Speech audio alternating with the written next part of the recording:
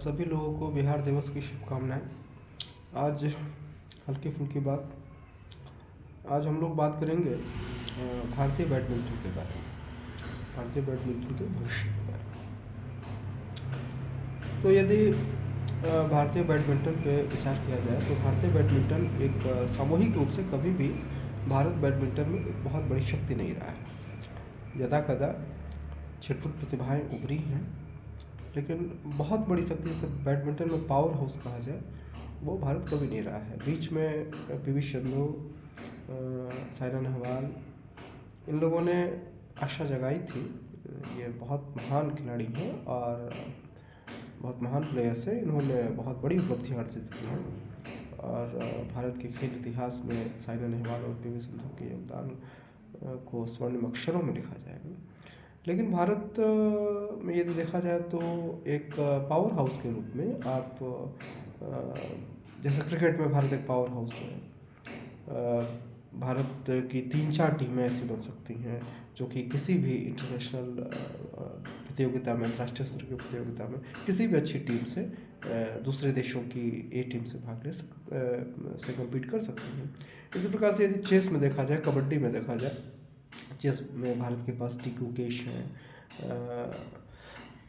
अर्जुन एरिगेसी हैं, प्रज्ञानंदा हैं, अरविंद चिदम्बरम हैं, विदित गुजराती हैं, पेंटाला हरिकृष्णा हैं, रौनक साधवानी हैं, निहाल सरीन हैं।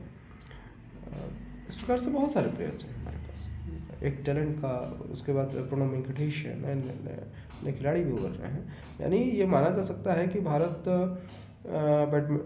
चेस का पावर हाउस अगले 20-30 सालों तक रहने वाला है। कोई चमत्कार हो जाए ये तो दूसरी बात है कि उसी प्रकार से कबड्डी में भारत के पास पैसा भी है और प्लेयर्स भी हैं। हॉकी में भी भारत धीरे धीरे उभर रहा है। हॉकी में भी भारत के पास टैलेंट पूल है। स्वर्णिम दौर अभी आना बाकी है, लेकिन जो पुराना वाला दौर है उसे अभी तक आना बाकी है। लेकिन बैडमिंटन में भारत के पास कभी भी बहुत अच्छे खिलाड़ी 4-5 की मात्रा में नहीं रहे हैं।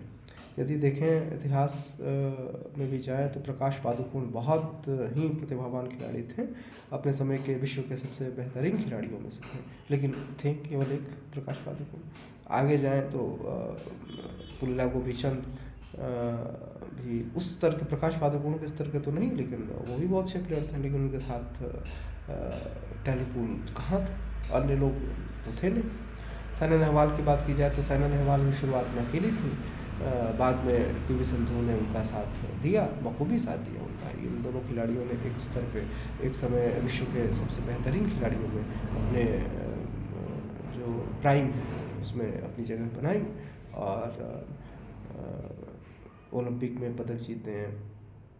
विश्व चैम्पियनशिप में पीवी सिंधु तो विजेता ही रही, साइना नेहवाल ने रजत पदक भी जीता।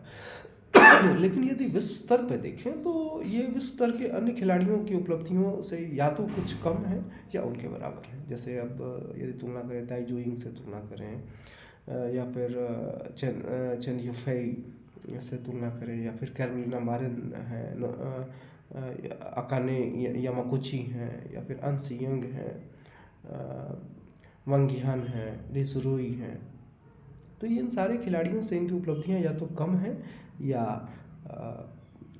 उनके बराबर है।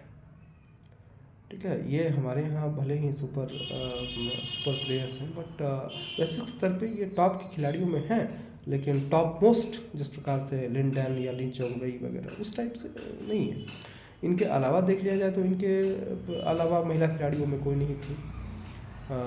डबल्स और मिक्स डबल्स, वुमेंस डबल्स और मेंस डबल्स में तो हमारा हाथ हमेशा खाली ही रहा है। सात्विक साईराज रेड्डी और चिराग शेट्टी ने बीच में 3 साल आशाएं जगाई थी, बहुत अच्छा खेला था, लेकिन अब उनका करियर भी ढलान पर लगता है। कुछ व्यक्तिगत समस्याएं भी हो सकती हैं, लेकिन अब उनका करियर भी ढलान पर दिखता है। इसी प्रकार से मेंस डबल्स में भारत ने 2022 में थॉमस कप जीता, लेकिन थॉमस कप जीतने के बाद से ही भारत के पुरुष खिलाड़ी लगता है कि चैम्पियनशिप में अच्छा प्रदर्शन, किसी भी BWO super series world tour हो उसमें अच्छा प्रदर्शन करना ही भूल गए हैं। अभी हाल में देखें, ऑल इंग्लैंड 2025 में जितने भी चैम्पियनशिप, विशेष करके ऑल इंग्लैंड बैडमिंटन चैम्पियनशिप हुआ है या फिर अभी स्विस ओपन चल रहा है, तो उसमें देखे भारतीय खिलाड़ी करुणाकरन किसी तरीके से क्वार्टर फाइनल में पहुंचे। सुपर 300 टूर्नामेंट्स में जब आप क्वार्टर फाइनल में जाके हार जा रहे हैं, उससे आगे नहीं बढ़ पा रहे हैं, तो इससे एक बड़ी समस्या दिखती है कि टैलेंट पूल में बड़ी समस्या है। पीवी सिंधु के बाद जिनसे आशा की जा रही थी, आकर्षि कश्यप और मालविका बसोर, तस्नीम मीर, अनुपमा उपाध्याय, उन लोगों से आशा की जा रही थी कि वे लोग भारत की पताका को आगे फहराएंगे। तो इनमें से मालविका बसोर और आकर्षि कश्यप की उम्र भी अब हो चली है बैडमिंटन के लिहाज से, और वो अच्छा नहीं खेल पा रही हैं। तो अब हमें ये देखना होगा कि बैडमिंटन में मूलभूत समस्याएं क्या आ रही हैं। भारत अभी फ़िलहाल चीन, दक्षिण कोरिया, इंडोनेशिया और जापान, इन टीमों के सामने तो भारत की स्थिति बहुत ख़राब है। भारत थाईलैंड और मलेशिया इन टीमों के इक्विवेलेंट हो सकता है। डेनमार्क पुरुष में तो डेनमार्क से भी खराब स्थिति है भारत की पुरुषों में। तो एज ए टीम हम लोग किस प्रकार से बिल्डअप करें, साइना नेहवाल और पीवी सिंधु के बाद के मोमेंटम का हम लोग फ़ायदा नहीं उठा पाए। बहुत सारे प्लेयर्स आए तो, लेकिन फ़ायदा नहीं उठा पाए। जैसा कि आप हर एक जो इंडिविजुअल या डबल्स का गेम होता है, इसमें 10-15 सीड के बाद आपको टॉप 10-15 में हमेशा रहना होता है, तभी आपको आसान ड्रॉ मिलता है और आप आगे बढ़ पाते हैं और प्रेस्टिजियस टूर्नामेंट्स में हमेशा भाग ले पाते हैं। ये भारतीय खिलाड़ियों को ये करना होगा, और इसमें अब भूमिका बढ़ जाती है प्रकाश पादुकोण की, या फिर प्रेरणा गोपीचंद की, या विमल कुमार और और पारुपल्ली कश्यप, इस टाइप के जो प्लेयर्स हैं, जो पुराने प्लेयर्स रहे हुए हैं, वे लोग उनके कंधों पे और जिम्मेवारियां बढ़ जाती हैं कि जिस प्रकार से विश्वनाथन आनंद ने, आर.वी. रमेश और अभिजीत कुंटे ने चेस में बहुत बढ़िया प्लेयर्स तैयार किए हैं, उसी प्रकार से ध्यान दे करके बहुत बढ़िया प्लेयर्स तैयार किया जाए।